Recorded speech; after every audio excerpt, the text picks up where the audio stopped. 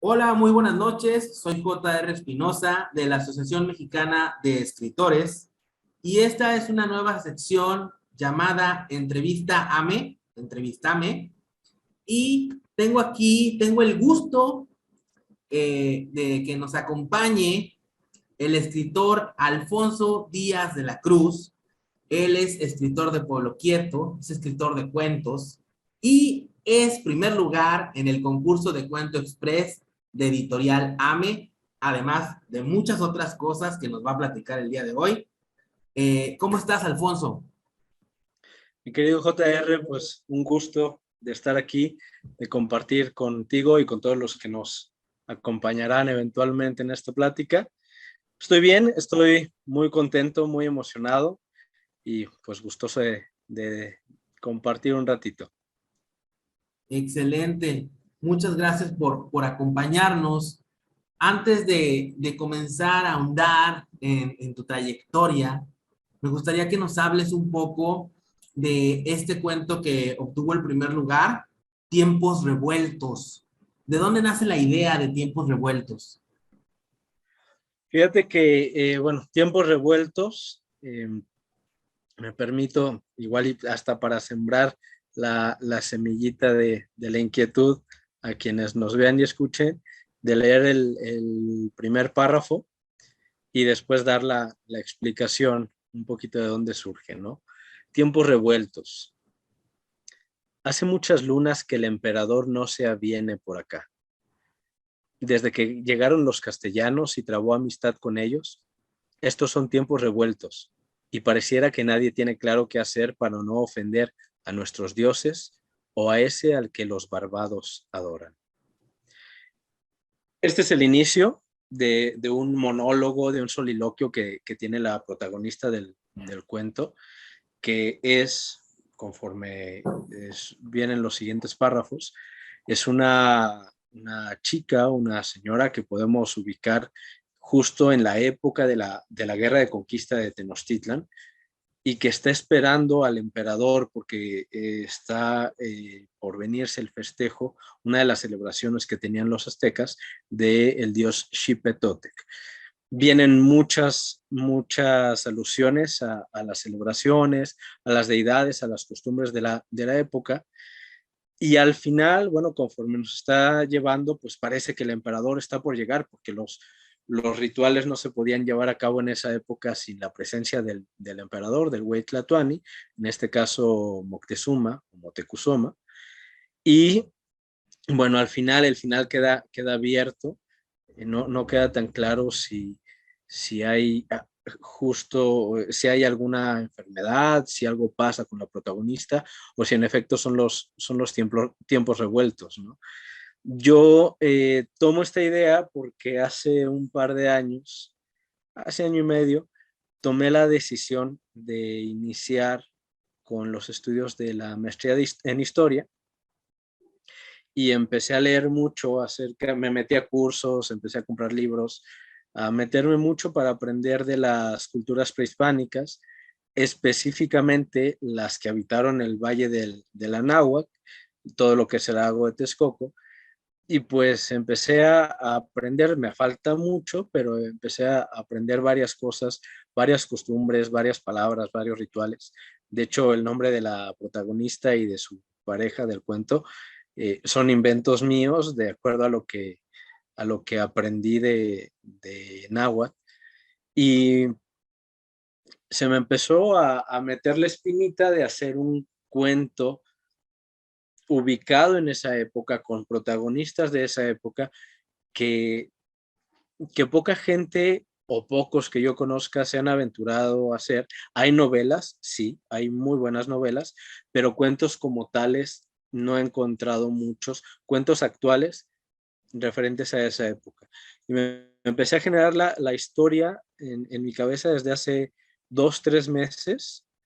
Ya lo tenía planeado, y hasta que eventualmente pues surgió la escritura del mismo hace unas semanas y ahí está, ¿no? Es una manera por un lado, de evaluarme a mí mismo en los conocimientos que llevo o no llevo de aquella época de obligarme también a salir de mi zona de confort en la escritura de los cuentos, porque regularmente escribo de lo cotidiano, de lo que aparece en la calle, en mi colonia surrealista, de hecho, y fue ubicarme con cosas reales, con cosas documentadas y generar una historia. Yo siempre he admirado a los escritores, novelistas, sobre todo de novela histórica, ¿no?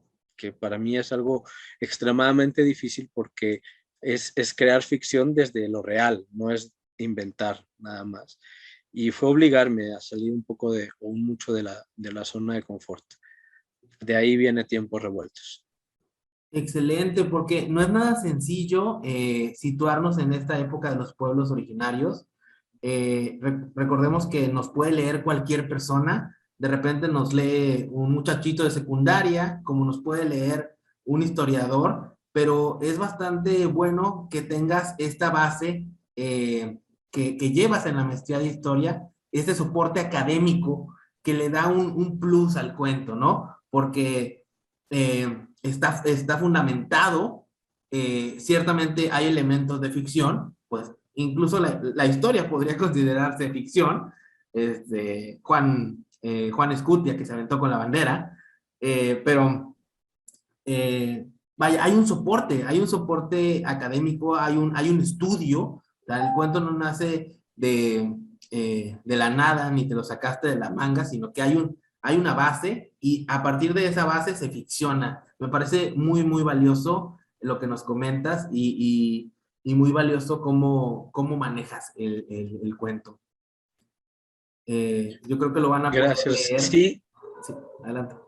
de hecho, pues justo lo que dices, ¿no? Cada una de las palabras, de las tradiciones, de las costumbres que pongo ahí, están documentadas y era algo que se hacía en esa época, pero también resaltar que no es algo que haga Alfonso Díaz de la Cruz, ¿no? Es algo que cualquiera de los que nos dedicamos a esto hacemos.